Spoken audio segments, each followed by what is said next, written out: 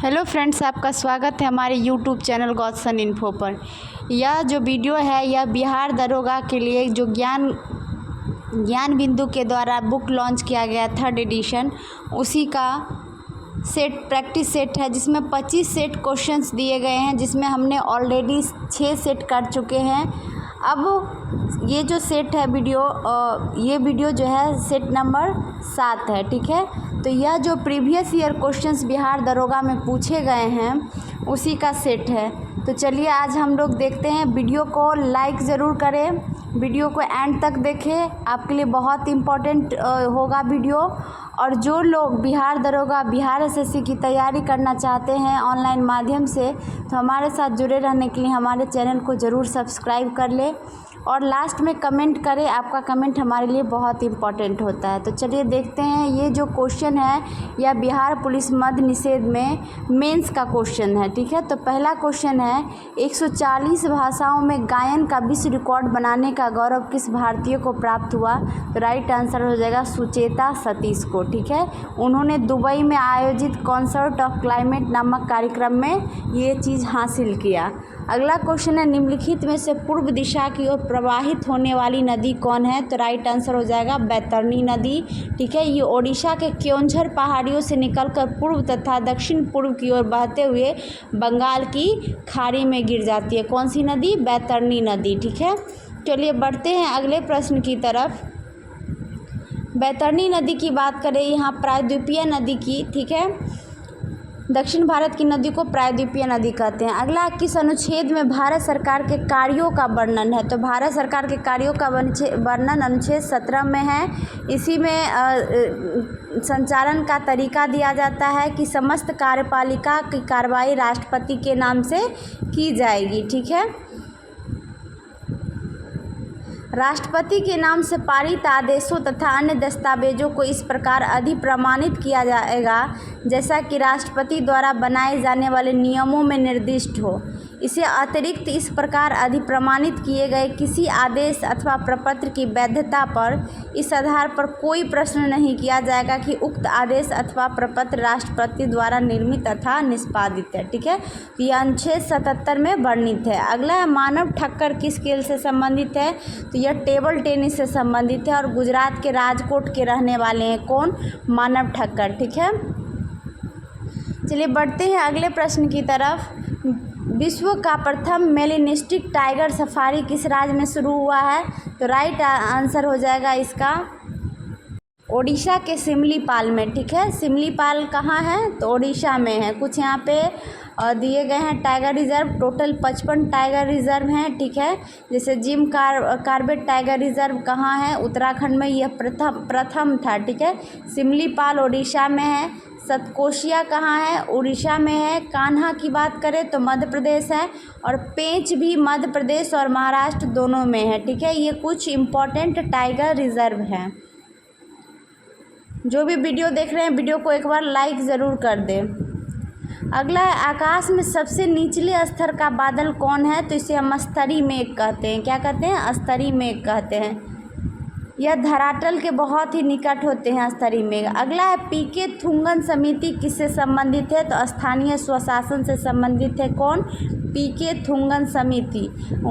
अगला क्वेश्चन है, केंद्रीय औद्योगिक सुरक्षा बल की पहली महिला महानिदेशक कौन बनी? तो नीना सिंह बनी है। कौन बनी है? नीना सिंह बनी है।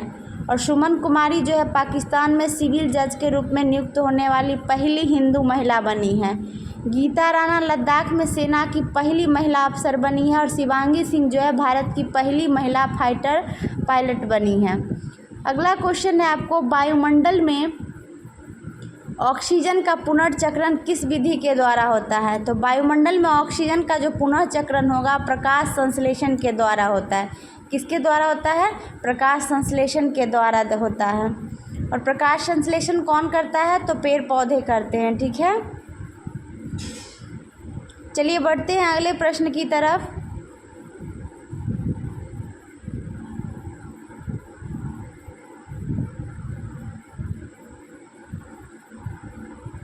स्थानीय स्वशासन के प्रतिनिधि को चुनाव लड़ने की न्यूनतम उम्र कितनी है? तो यह हो जाएगा 21 वर्ष। ठीक है, कितना होगा 21 वर्ष है। पंचायती राज में जो शब्द है अभिप्राय ग्रामीण स्थानीय स्वशासन पद्धति से है। जो पंचायत का जो चुनाव होता है उसमें न्यूनतम उम्र कितना है, 21 साल है। ठीक है, गांव और जिला स्तर के शासन को ही हम स्थानीय शासन कहते हैं। इसका आशय ऐसे शासन से जिसमें राजनीतिक शक्ति का विस्तार आम आदमी के हाथों तक हो, जिससे वह अपने स्थानीय समस्याओं का निराकरण स्वयं कर सके और प्रशासन में निर्णायक भूमिका अदा कर सके। ये देखिए बुक है और राइटर क्या नाम है और इसे मैच करना है। तो देखिए माय प्रेसिडेंशियल ईयर्स, तो ये कौन लिखे हैं, आर वेंकटरमन। कौन लिखे हैं, R Venkataraman. My country my life, Lal Krishna Advani के द्वारा लिखा गया है।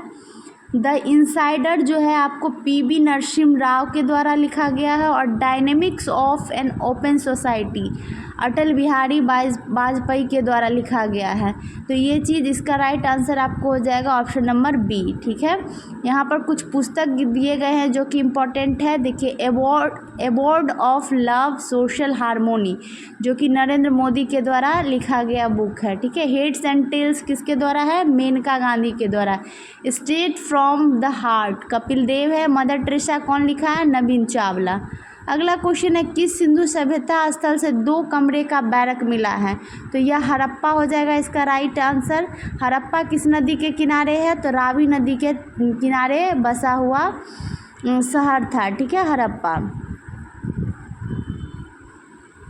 अगला क्वेश्चन है, सूची 1 को सूची 2 से मिलाना है। ठीक है, तो राज्य को कौन देखेगा, राज्यपाल, संघ का प्रधानमंत्री, ग्राम पंचायत सरपंच और नगर निगम के हेड को हम क्या कहते हैं, महापौर कहते हैं। ठीक है, संविधान के भाग 6 में जो है राज्य का प्रावधान दिया गया है अनुच्छेद 152 से 237 तक। ठीक है, उसमें क्या क्या है, कार्यपालिका है, राज्य का विधानमंडल है, राज्यपाल की विधायी शक्ति है, राज्यों के उच्च न्यायालय है और अधीनस्थ न्यायालय की चर्चा की गई है। किसमें, भाग 6 में। भाग 5 की बात करें तो अनुच्छेद 52 से 151 में केंद्र संघ का प्रावधान दिया गया, जिसमें कार्यपालिका, संसद, राष्ट्रपति की विधायी शक्तियां, संघ की न्यायपालिका और भारत का नियंत्रक महालेखक परीक्षक है। अगला है, भारत सरकार का प्रथम विधि अधिकारी कौन होता है। तो यह आपको कौन हो जाएगा, महान्यायवादी हो जाएगा। क्या हो जाएगा, महान्यायवादी की चर्चा जो है अनुच्छेद 76 में की गई है। ठीक है, और इसे नियुक्त कौन करता है, राष्ट्रपति करता है। अगला क्वेश्चन है, पोर्ट लुइस किस देश की राजधानी है। तो यह मॉरिशस की हो जाएगी। कहाँ की है राजधानी, मॉरिशस की राजधानी है। यहाँ की अधिकांश आबादी मॉरिशस क्रियोल भाषा बोलती है। ठीक है, और इसके संसद का नाम नेशनल असेंबली है और मुद्रा मॉरिशियस रुपया है, मॉरिशियाई रुपया है। ठीक है, चलिए बढ़ते हैं अगले प्रश्न की तरफ। वीडियो को लाइक करना ना भूलें और चैनल को ज़रूर सब्सक्राइब कर लें।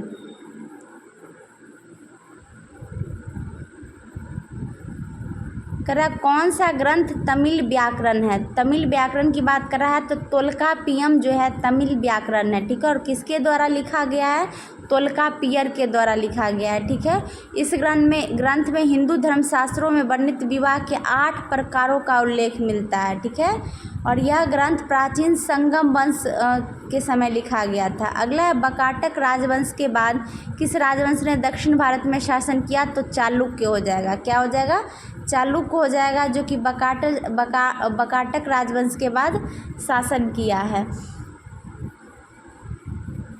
करा बादामी के चालुक्य ईसा के 6वीं शताब्दी के मध्य से लेकर 8वीं शताब्दी के मध्य तक दक्षिणा पथ पर चालुक्य वंश की शाखा का आधिपत्य रहा है। ठीक है, कौन सा वंश, बकाटक राजवंश।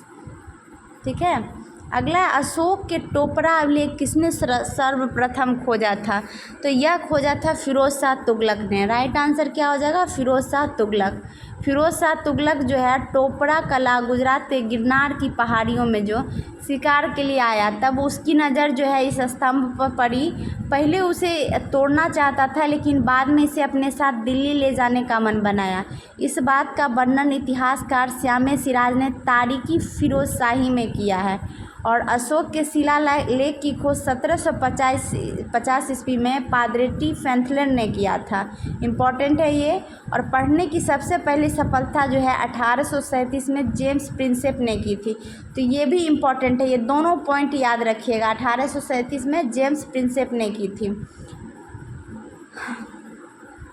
और कह रहा है कि अशोक की सभी अभिलेखों का विषय प्रशासनिक था, जबकि रुमिनदेई अभिलेख का विषय आर्थिक था। ठीक है।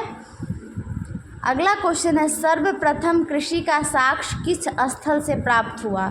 तो सबसे पहले जो कृषि का साक्ष्य है ये मेहरगढ़ से प्राप्त हुआ है। कहाँ से हुआ है? मेहरगढ़ से प्राप्त हुआ है। और मेहरगढ़ कहाँ है? पाकिस्तान के बलूचिस्तान में स्थित है। ठीक है। यहाँ से 7000 ईस्वी पूर्व गेहूं के साक्ष्य मिले हैं, जबकि प्राचीनतम चावल के साक्ष्य वाला स्थल कोल्डी हवा जो इलाहाबाद जिला उत्तर प्रदेश में है। ठीक है। करा नवीनतम खोजों के आधार पर भारतीय उपमहाद्वीप में प्राचीनतम कृषि साक्ष्य वाला स्थल उत्तर प्रदेश के संत कबीर नगर जिले में स्थित लहुरा देव है। यहाँ 9000 ईस्वी से 7000 ईस्वी के बीच चावल के साक्ष्य प्राप्त हुए हैं। और सबसे पुराना कृषि के साक्ष्य 7000 ईस्वी पूर्व मेहरगढ़ में प्राप्त हुआ है, जो कि पाकिस्तान में स्थित है। ठीक है। यहाँ करा मुख्य नवपाषाण कालीन स्थल बेलन घाटी, रेणुगुंटा, सोहन घाटी और सिंहभूम है। कौन? नवपाषाण कालीन स्थल है यहाँ। ठीक है। नवपाषाण कालीन स्थल बुर्ज होम एवं गुफर काल से अनेक गर्तावास और मृत भांड का साक्ष्य मिला है। अगला है, रेहला पुस्तक किसके द्वारा लिखा गया है? तो रेहला पुस्तक इब्न बतूता के द्वारा लिखा गया। और इब्न बतूता जो था मोरक्को का रहने वाला था, जो लगभग 1333 में मोहम्मद बिन तुगलक के शासनकाल में आया था। देखिए क्या स्वतंत्रता संघर्ष को घटनाओं पर विचार करना है, क्रम से व्यवस्थित करना है। तो अगस्त प्रस्ताव जो है 8 अगस्त 1940 को आया था। फिर व्यक्तिगत सत्याग्रह जो है 17 अक्टूबर 1940 को हुआ था। क्रिप्स मिशन मार्च 1942 में आया। भारत छोड़ो आंदोलन जो है आपको 8 अगस्त 1942 को हुआ। ठीक है। और अगस्त प्रस्ताव के जब हुआ था उस समय के जो वायसराय जो थे वो लॉर्ड लिनलिथगो थे। कौन थे? लॉर्ड लिनलिथगो थे। कांग्रेस के द्वारा अगस्त प्रस्ताव को अस्वीकार कर दिया गया था तथा पाकिस्तान की मांग स्पष्ट रूप से स्वीकार न किए जाने के कारण मुस्लिम लीग ने भी इस प्रस्ताव को अस्वीकार कर दिया गया था। ठीक है।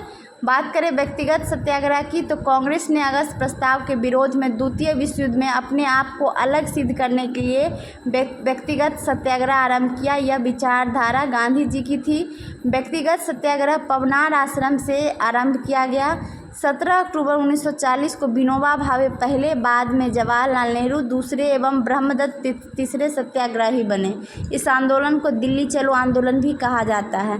बात करें क्रिप्स मिशन की, तो ब्रिटेन के तत्कालीन प्रधानमंत्री विंस्टन चर्चिल द्वारा 11 मार्च 1942 को क्रिप्स मिशन की घोषणा की गई और 23 मार्च 1942 को क्रिप्स मिशन भारत पहुंचा। क्रिप्स मिशन में भारत के लिए अधोलिखित प्रावधान।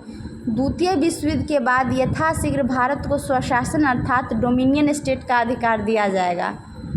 पृथक पाकिस्तान की मांग को अस्वीकार करते हुए उनके सदस्यों की संतुष्टि हेतु यह आश्वासन दिया गया कि जो प्रांत इससे असहमत हैं वे पूर्ववत या पूर्णतः स्वतंत्र रहना चाहते हैं तो वे रह सकते हैं। तीसरा था भारतीय संविधान सभा तथा ब्रिटिश सरकार के मध्य अल्पसंख्यकों के हितों को लेकर समझौता होगा। चौथा पॉइंट था वायसराय की एक नई कार्यकारी परिषद का गठन किया जाएगा, जिसमें भारतीय जनता के प्रमुख वर्गों के प्रतिनिधि शामिल होंगे। क्रिप्स की भारतीय नेताओं से बातचीत असफल हो गई क्योंकि इसे पूर्ण स्वाधीनता की जगह डोमिनियन स्टेट संविधान सभा में रियासतों के शासकों द्वारा नामांकित लोगों की मौजूदगी तथा भारत के संभावित विभाजन पर कड़ी आपत्ति थी।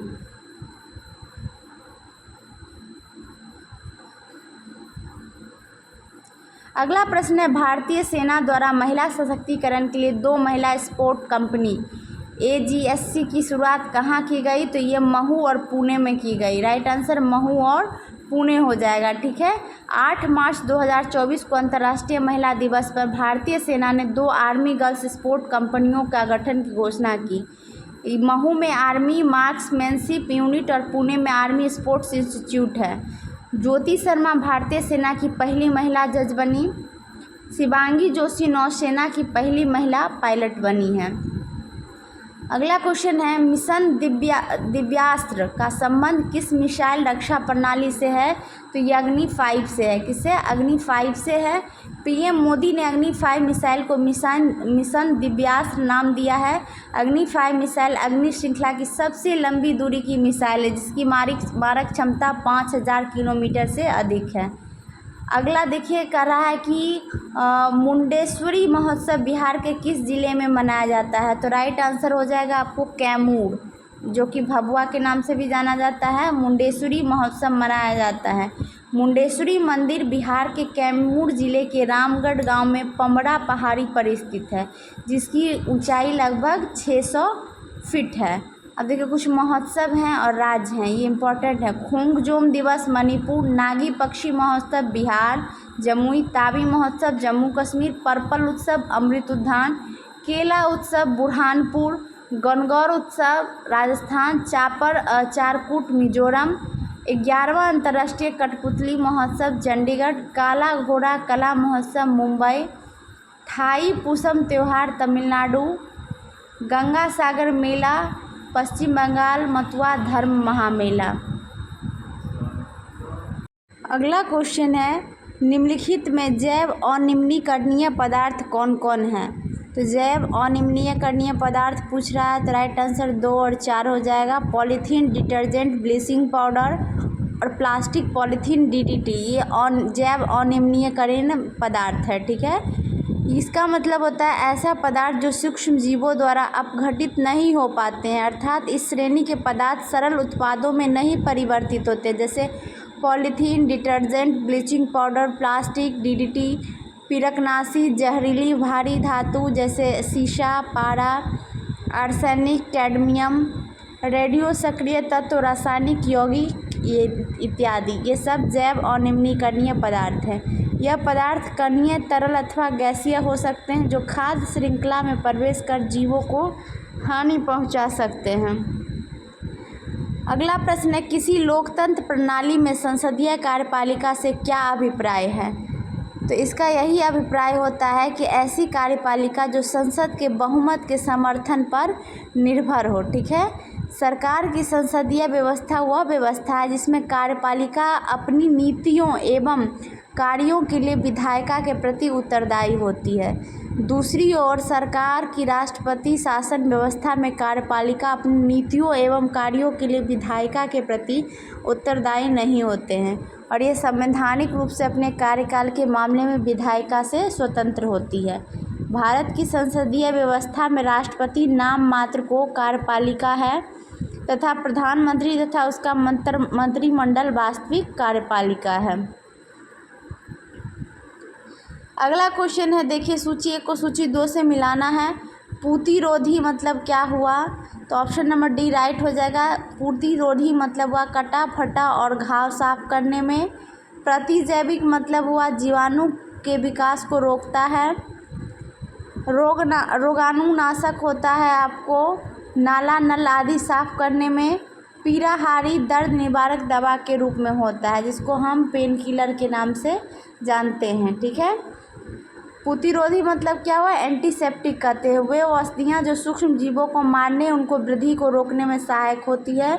इसका उपयोग रक्त को दूषित होने से रोकने और घाव को भरने में सहायक होती है। महत्वपूर्ण एंटीसेप्टिक की बात करें तो पोटेशियम परमैंगनेट, आयोडोफॉर्म, मर्क्यूरोक्रोम, हेक्साक्लोरोफिल, आयोडीन इत्यादि हैं। एंटीबायोटिक प्रतिजैविक की बात करें, इसे जीवित कोशिकाओं से प्राप्त या निर्मित किया जाता है। इसको बनाने में मोल्डस, कवक आदि का प्रयोग किया जाता है। प्रतिजैविक सूक्ष्म जीवों की जीवन की बाधित और वृद्धि को रोकती है।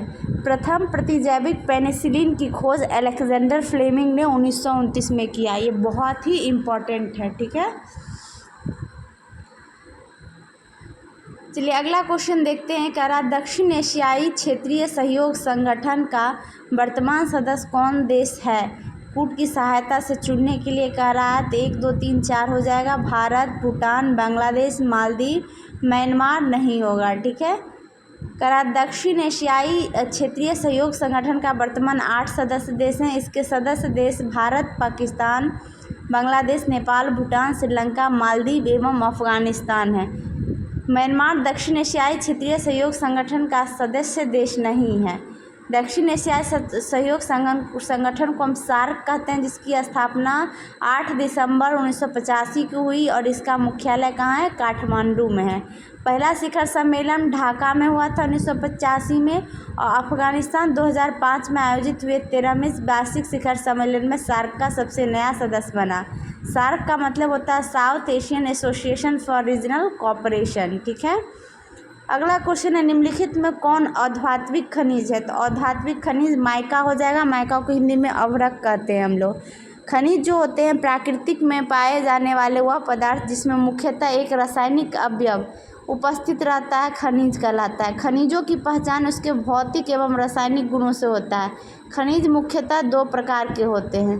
अगला है, भारत का सबसे लंबा केबल आधारित सेतु कौन है? केबल आधारित सेतु की बात करें तो राइट आंसर हो जाएगा आपको सुदर्शन सेतु। क्या हो जाएगा? सुदर्शन सेतु।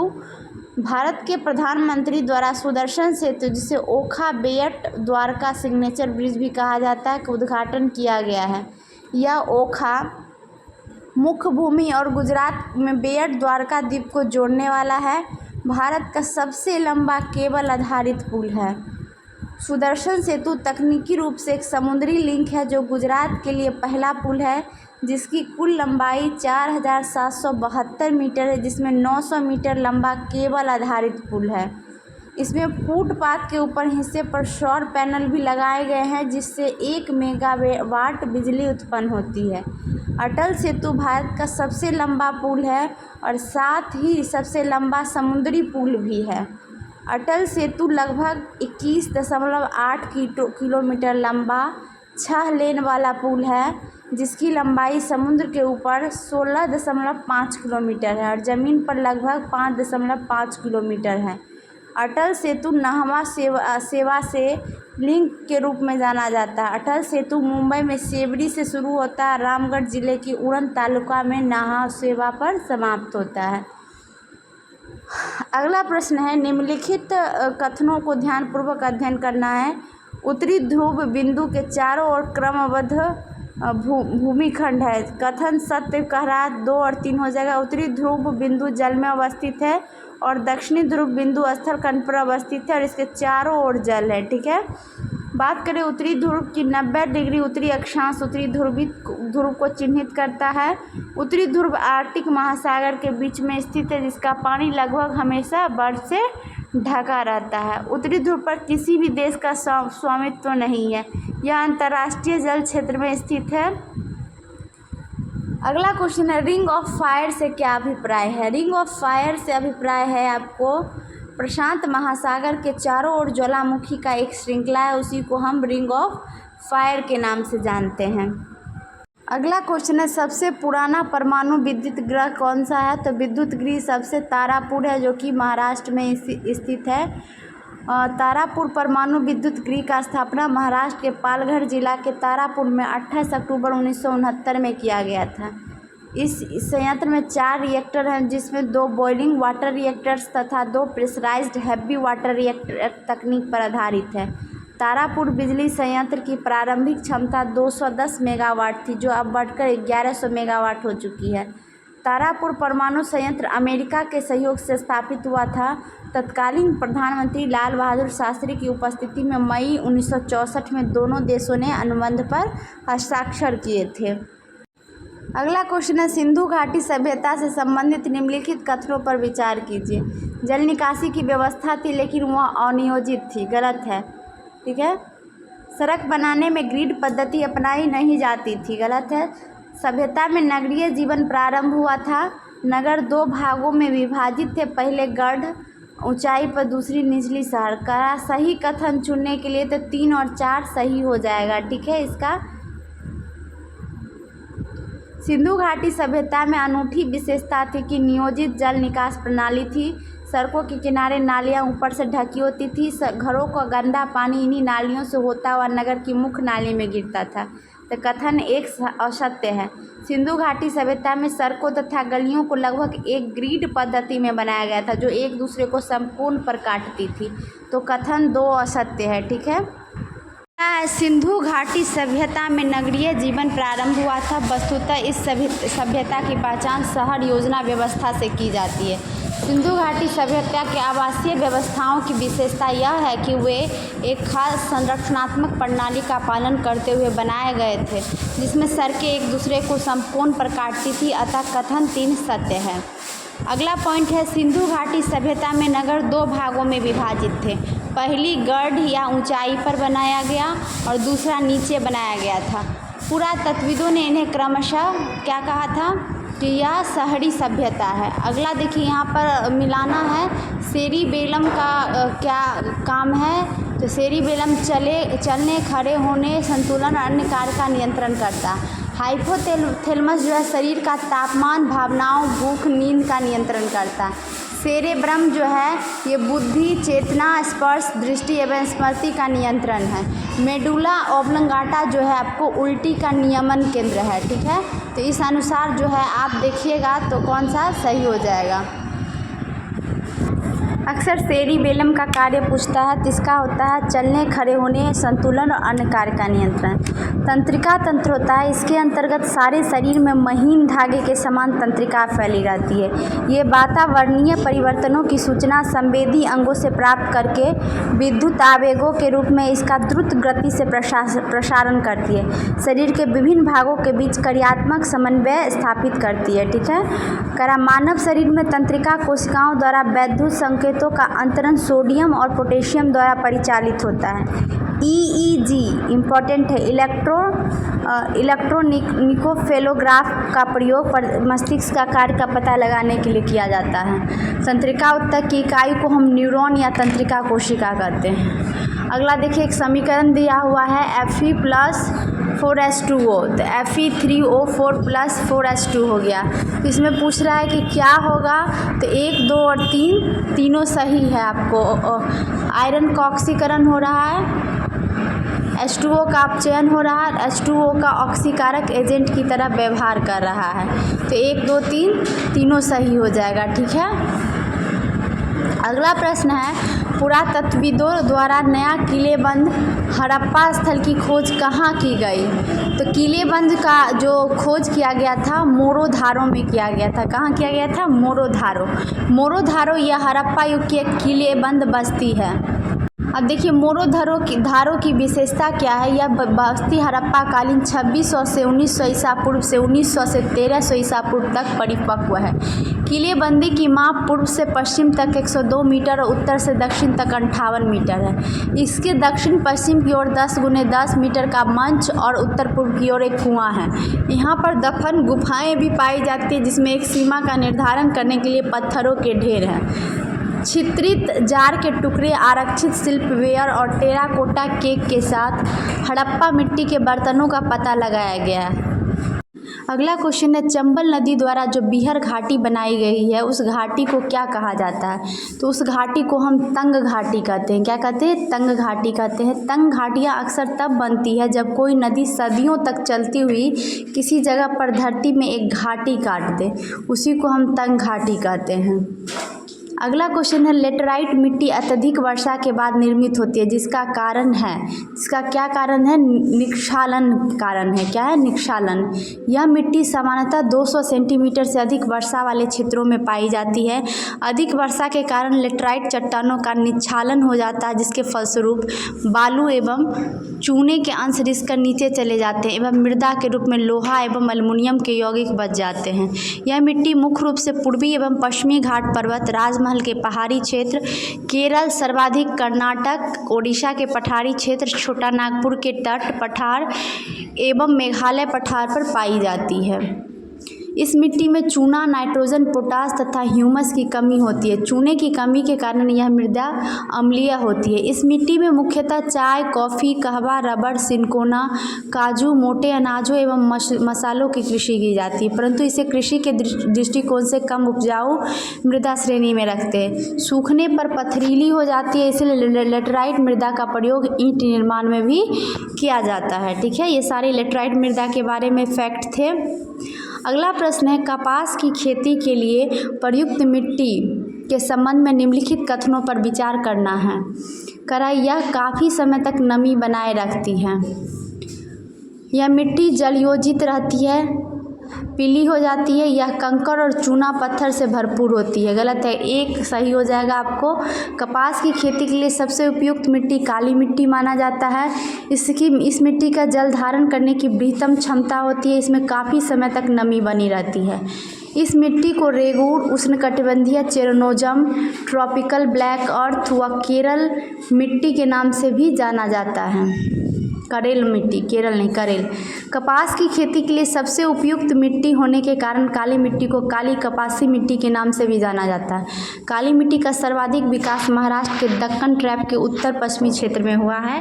भारत में काली मिट्टी का निर्माण ज्वालामुखी विस्फोट से निकले लावा के ठंडा होने के उपरांत विशाल चट्टान के अपक्षय और अपरदन से हुआ है, इसलिए इसे लावा मिट्टी भी कहा जाता है।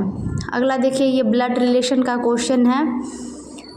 हम लोग सिर्फ जीके जीएस पोर्शन कर रहे हैं। निम्नलिखित में से बागानी फसल के अंतर्गत कौन कौन से फसल सम्मिलित है। बागानी फसल कह रहा है तो 1, 2 और 4 हो जाएगा। चाय, कॉफ़ी और रबर। ठीक है, दाल नहीं होगा। चाय, कॉफ़ी और रबर कह रहा है। बागानी फसल के अंतर्गत चाय, कॉफ़ी, रबर आदि आते हैं, जबकि दाल खाद्यान्न फसल है। बागानी खेती बागान या कृषि फर्मों पर की जाती है, जिसमें विशिष्ट प्रकार का फसल जैसे रबर, नारियल, केला, काजू, चाय, कॉफ़ी आदि का उत्पादन किया जाता है। देश में मृदा, जलवायु व कृषि पद्धति में अंतर होने के कारण भिन्न भिन्न क्षेत्रों में भिन्न भिन्न फसलों का उत्पादन होता है। ऋतुओं के आधार पर भारतीय कृषि को 3 वर्गों में बांटा गया है: खरीफ फसल, रबी फसल और जायद फसल। खरीफ फसल को जून जुलाई में बोया जाता है एवं सितंबर अक्टूबर में काट ली जाती है। यह वर्षा काल की फसलें होती हैं। खरीफ की फसलों की बुआई के समय अधिक तापमान और अधिक आर्द्रता की आवश्यकता होती है, जैसे धान, सोयाबीन, अरहर, तिल, मूंग, उड़द, लोबिया। ठीक है, ये सब कपास ये हो जाएगा। रबी फसल क्या हो जाएगा? अक्टूबर नवंबर में बोया जाएगा, अप्रैल मई में काट लिया जाता है। ये ठंडा में उपजता है और इसकी प्रमुख फसलें हैं गेहूं, जौ, मटर, चना, सरसों। बात करें जायद फसल की तो यह रबी एवं खरीफ के मध्यवर्ती काल में उगाया जाता है। इन्हें मार्च अप्रैल में बोया जाता है और जून तक काट लिया जाता है। यह मुख्यतः ग्रीष्म काल की फसलें हैं, जैसे खीरा, ककड़ी, तरबूज, खरबूज, करेला इत्यादि। ठीक है, अगला क्वेश्चन है, जलोढ़ मिट्टी से संबंधित निम्नलिखित कथन पर विचार कीजिए। भारत के कुल भूभाग पर लगभग 40% हिस्से पर जलोढ़ मिट्टी का विस्तार है। सही है। जलोढ़ मिट्टी का निर्माण नदियों द्वारा बहाकर लाए गए निक्षेपों के द्वारा होता है। ये भी बिल्कुल सही है, दोनों का कथन सही है। ठीक है, जलोढ़ मिट्टी जो होता है इसमें रेत, गाद, क्ले के भिन्न भिन्न अनुपात होते हैं। यह पंजाब से असम तक विस्तृत मैदानी भाग के साथ नर्मदा, ताप्ती नदी के भी क्षेत्र में पाए जाते हैं। अगला है, देखिए, मानव शरीर में वायु के अभिगमन का कौन सा क्रम सही है? तो नाक की नली, फिर ग्रसनी हो जाएगा, स्वरयंत्र, ट्रैकिया, फिर श्वास नलिका। ये क्या कहता है, वायु को अंदर जाने का मार्ग था। ठीक है, श्वसन मार्ग किसे कहते हैं? तो गैसों का आवागमन होता है, जिसमें नसिका, नसिका मार्ग, ग्रसनी, ये कंठ, ये सारे आते हैं। अगला है एपिटाइट, क्षुतृष्णा के लिए आमाशय में जो रस स्रावित होता है उसकी प्रवृत्ति कैसी होती है? तो उसकी प्रवृत्ति हमेशा अम्लीय होगी। ठीक है, कैसी होगी? अम्लीय होगी। पेट में कौन सा अम्ल पाया जाता है? तो हाइड्रोक्लोरिक अम्ल पाया जाता है और एंजाइम होते हैं। भोजन में जो भी उपस्थित हानिकारक जीवाणु होते हैं उन्हें नष्ट कर देता है। यह टाइलिन की क्रिया को बंद करना, मुख गुहा से आए भोजन के माध्यम को अम्लीय बनाना एवं जठर निर्गम कपाट को नियंत्रित करना, कठोर उत्तकों को गलाना, ये सारे कार्य होते हैं इसके। चैनल को सब्सक्राइब ज़रूर कर ले और वीडियो को लाइक करना ना भूले। चलिए बढ़ते हैं अगले प्रश्न की तरफ।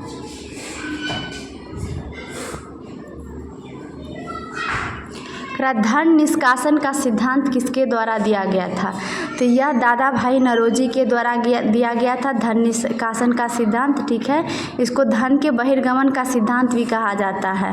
यह अपनी बुक जो था पॉवर्टी एंड अनब्रिटिश रूल, उसमें इन्होंने पहली बार व्याख्या की थी। अगला है बाघ की प्रजाति के संरक्षण के लिए क्या कदम उठाए जाने चाहिए? आम जनता को जंगल में प्रवेश की अनुमति नहीं देना, वन्य जीव अभ्यारण्य को राष्ट्रीय उद्यान में परिवर्तित करना, आरक्षित वन और संरक्षित वन को अलग अलग कर देना, नए वन्य जीव अभ्यारण्य की स्थापना करना। तो ये सारे कथन सही हैं। ठीक है, प्रोजेक्ट टाइगर कब लॉन्च हुआ था? तो 1973 में हुआ था। अगला है पर्वत चोटी केटू की ऊंचाई कितनी की मीटर है? तो 8611 मीटर है। कितनी है? 8611। इसी को हम गॉडविन ऑस्टिन कहते हैं। काराकोरम श्रेणी की सर्वोच्च चोटी है, जो कि भारत की सबसे ऊंची चोटी और विश्व की दूसरी सबसे ऊंची है, काराकोरम। अगला क्वेश्चन है सेंट्रल हिंदू कॉलेज 1898 ईस्वी में बनारस में किसके द्वारा स्थापित किया गया था? तो बनारस में ये एनी बेसेंट के द्वारा स्थापित किया गया था। ठीक है, बाद में मदन मोहन मालवीय द्वारा 1916 में इस कॉलेज को बनारस हिंदू विश्वविद्यालय के रूप में विकसित किया गया। इंग्लैंड से विज्ञान स्नातक डॉक्टर आर्थर रिचर्डसन केंद्रीय हिंदू विद्यालय के पहले प्रधानाचार्य थे। ठीक है, और इसका शिलान्यास जो है लॉर्ड हार्डिंग द्वितीय के द्वारा किया गया था और विश्वविद्यालय को सर्वप्रथम केंद्रीय विश्वविद्यालय का दर्जा दिया गया था। अब विषम को चुनना है तो मसाल हो जाएगा। यहाँ से करा पहली बार देसी प्रेस अधिनियम कब लागू हुआ? तो 1878 में हुआ था, जिसको लॉर्ड लिटन के समय वर्नाकुलर प्रेस एक्ट आया था, जिसका उद्देश्य देसी भाषाओं में प्रकाशित होने वाले समाचार पत्रों पर अत्यधिक सरकारी नियंत्रण स्थापित करना था। इसे मुंह बंद करने वाला अधिनियम कहा गया था। इसके प्रभाव स्वरूप ईश्वरचंद्र विद्यासागर का सोम प्रकाश बंद हो गया था तथा अमृत बाजार पत्रिका ने रातों रात अपनी भाषा बंगाली से अंग्रेजी में बदलकर इसे बचा लिया था। ठीक है, लॉर्ड रिपन के समय 1882 में इस अधिनियम को रद्द कर दिया गया। अगला प्रश्न देखते हैं, करा बिलियन में H+ आयन की सांद्रता बढ़ने पर बिलियन की pH पर क्या प्रभाव पड़ेगा? बिलियन की pH पर क्या प्रभाव पड़ेगा? तो बिलियन का जो pH होता है कम हो जाएगा। बिलियन का pH क्या हो जाएगा? कम हो जाएगा। किसी बिलियन में उपस्थित हाइड्रोजन आयन की सांद्रता ज्ञात करने के लिए pH स्केल का उपयोग किया जाता है। pH मूल्य एक संख्या होती है जो पदार्थों की अम्लीयता और क्षारीयता को दर्शाती है। इस स्केल पे 0 से 14 तक होते हैं pH। किसी भी उदासीन बिलियन का pH का मान 7 होगा। यदि बिलियन का मान 7 से कम है तो यह बिलियन अम्लीय होगा और 7 से अधिक है तो वह बिलियन क्या होगा? क्षारीय होगा। अगला है हिंदी को राजभाषा बनाने के लिए जो संविधान सभा में लंबा विवाद हुआ, इसके बाद हिंदी को राजभाषा स्वीकारा गया। इससे संबंधित कथन में कौन सत्य है? करा मुंशी आयंगर फॉर्मूला ने हिंदी भाषा को राजभाषा का दर्जा दिया था। तो कथन एक सही है सिर्फ कि मुंशी आयंगर फॉर्मूला ने ही हिंदी भाषा को राजभाषा और लिपि देवनागरी की सिफारिश की थी और प्रथम राजभाषा आयोग का गठन 1955 में बीजी खेर की अध्यक्षता में किया गया था और 1956 में इन्होंने अपनी रिपोर्ट पेश की थी। ठीक है, और मुंशी आयंगर फॉर्मूले में निम्न सिफारिश थी कि संघ की राजभाषा हिंदी और लिपि देवनागरी होगी। दूसरा था संघ के शासकीय परियोजनाओं के लिए प्रयोग होने वाले अंकों का रूप भारतीय अंकों का अंतर्राष्ट्रीय रूप होगा। तीसरा पॉइंट था संघ सरकार का यह दायित्व है कि हिंदी भाषा का प्रचार प्रसार करे आदि। मुंशी आयंगर फॉर्मूले के नाम से विख्यात अनुच्छेद संविधान के भाग 17 में 343 में अनुच्छेद 343 में। अगला है लोकतंत्र में सत्ता की साझेदारी क्यों आवश्यक है? तो ये 1, 2 दोनों कथन सत्य है। इससे समाज के सभी वर्गों के लोगों का हिस्सा सरकार में होती है एवं लोकतंत्र मजबूत होता है। समाज में शांति और भाईचारा बनाए रखने के लिए एवं इससे सामाजिक संघर्ष नहीं होता है। 17 नंबर क्वेश्चन है न्यूक्लियॉन की बंधन ऊर्जा से संबंधित सत्य कथन का चयन करना है। तो राइट आंसर इसका आपको हो जाएगा पहला कि न्यूक्लियॉन जिसकी बंधन ऊर्जा जितनी अधिक होगी वह उतना ही स्थिर न्यूक्लियॉन होगा। ठीक है, चलिए देखते हैं अगला क्वेश्चन। रॉलेट एक्ट कब पारित हुआ? तो यह 1919 में पारित किया गया था। भारत में क्रांतिकारी गतिविधियों के दमन के लिए रॉलेट एक्ट लाया गया था। 1917 में सर सिडनी रॉलेट की अध्यक्षता में सेडिशन कमेटी गठित की गई थी। इसी कमेटी की सिफारिश पर भारत में क्रांतिकारी और राष्ट्रवादी भावनाओं को कुचलने के उद्देश्य से the anarchical and revolutionary crimes act of 1919 Rowlatt act का फुल फॉर्म में पारित किया गया था। इस अधिनियम में प्रावधान था कि मजिस्ट्रेट केवल संदेह के आधार पर ही किसी व्यक्ति को गिरफ्तार कर सकता है। अगला क्वेश्चन है, हमारे समाज में पुरुष और महिला के लिंग विभाजन जो किया गया है उससे क्या ख्याल आता है? उससे यही ख्याल है कि समाज में पुरुष और महिला के कार्य उनकी भूमिका के आधार पर बांटा गया है। तो ऑप्शन नंबर सी राइट हो जाएगा आपको। चलिए अगला प्रश्न देखते हैं। भारतीय मानसून को प्रभावित करने वाला कारक कौन कौन है? तो भारतीय मानसून को प्रभावित सभी कारक करते हैं, जैसे अवस्थिति हो गया, भूतापीय और जलीय तापमान की दर में अंतर, हवाओं का मौसमी बदलाव, अंतरा उष्णकटिबंधीय अभिसरण क्षेत्र। ये सारे कथन सही हैं जो भारतीय मानसून को प्रभावित करता है। अगला प्रश्न है,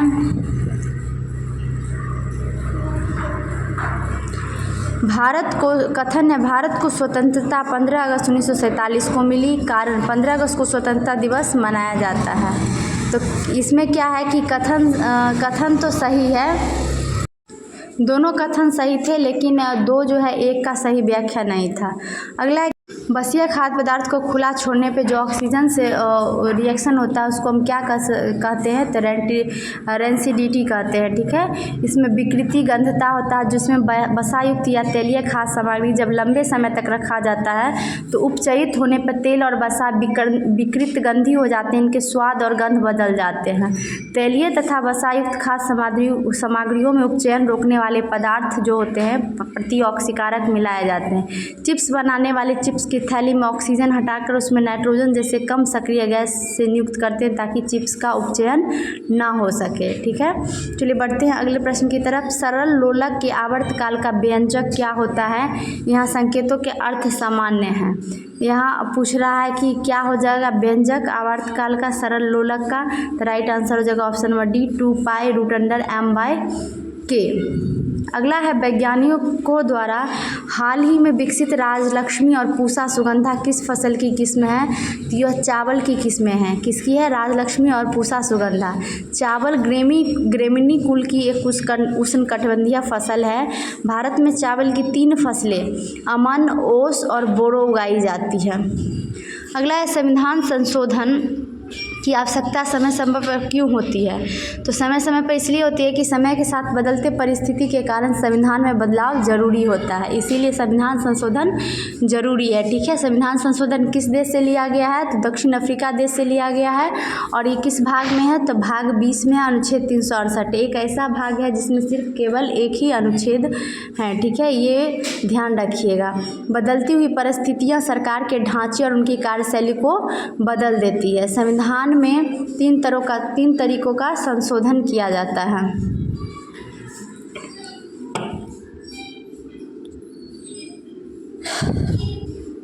अगला क्वेश्चन देखते हैं, उस सही विकल्प को चुनिए जो दिए गए शब्दों की व्यवस्था को तार्किक और सार्थक क्रम में दर्शाता है। तो यह डी हो जाएगा 6, 4, 2, 5, 1, 3। मतलब पड़ोस, फिर समुदाय, फिर गांव, फिर नगर, फिर राज्य, फिर राष्ट्र। ठीक है, सही क्रम दर्शाता है। अगला है, प्रकाश से संबंधित निम्नलिखित कथनों पर विचार कीजिए और सत्य कथन का चयन करने का रहा। तो प्रकाश को गमन करने के लिए किसी माध्यम की आवश्यकता नहीं होती है। ऑप्शन नंबर ए सही हो जाएगा। प्रकाश का जो स्वभाव होता है दोहरा होता है, किरण स्वभाव और तरंग स्वभाव। अगला देखिए, ये समीकरण था एथाइन का, करा कौन सही हो जाएगा? तो ए सही हो जाएगा इसका संरचना। ठीक है, अगला है, गणित की कक्षा में ये गणित के रीजनिंग के प्रश्न हैं।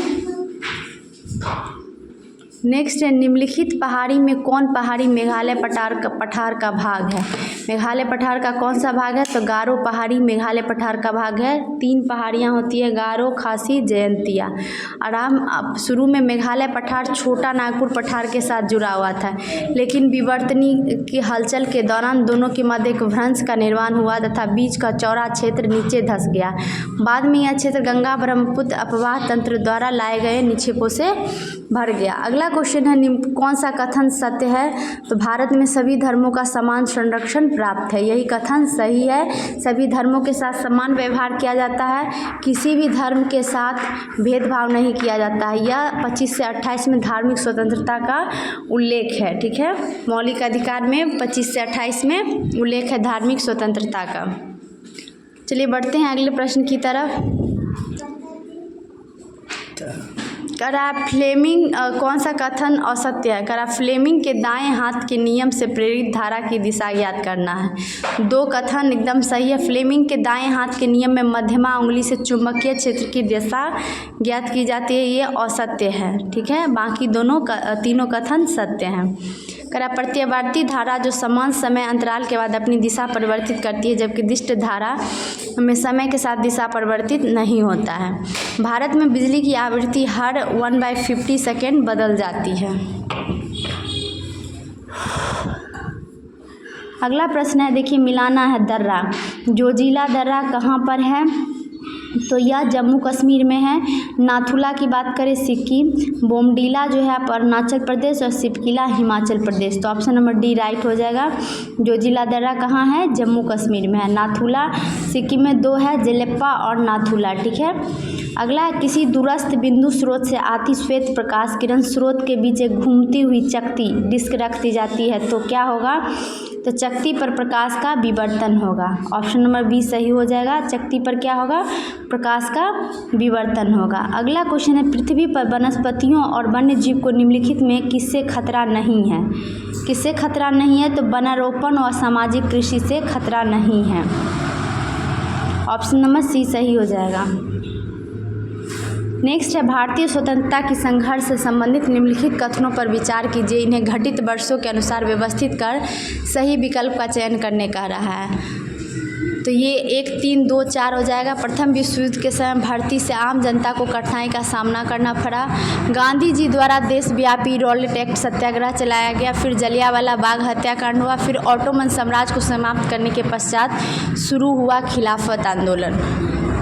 अगला क्वेश्चन है, निम्नलिखित कथन पर विचार करना है, सत्य चुनना है। लोकतंत्र में समानता से अभिप्राय सभी नागरिकों के लिए समान अधिकार और अवसर सुनिश्चित करना है।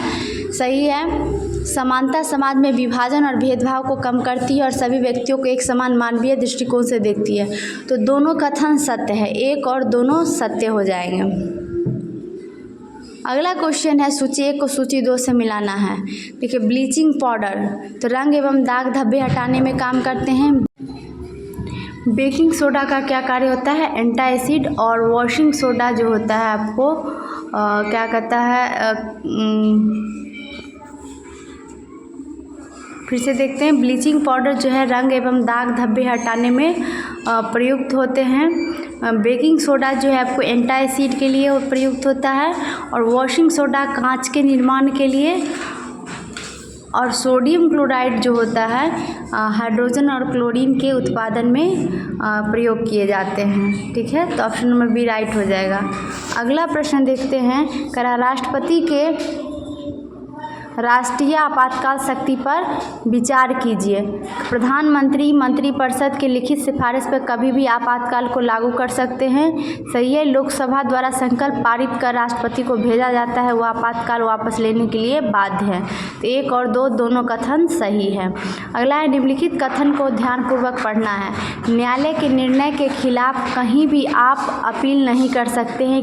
बिना किसी वारंट के तलाशी गिरफ्तारी ली जा सकती थी। इससे आम जनता तीव्र प्रतिक्रिया व्यक्त करती है।